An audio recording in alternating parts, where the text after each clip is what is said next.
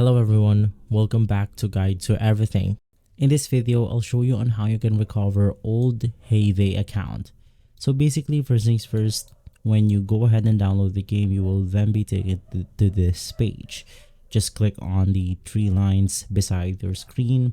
Now, if you are using an old account already, it's going to be the same thing. Just navigate through your settings, click on the login button, and from here you can then go ahead and log in your Supercell account, and you will be able to simply find your old account.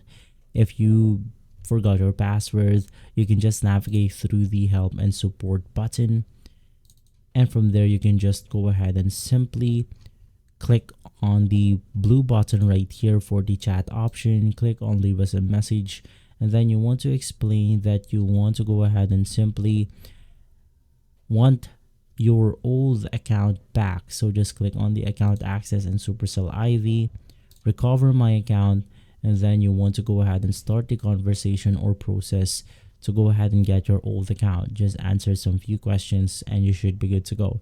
If this video has been helpful, leave a like, subscribe, and follow Guide to Everything for more videos like this.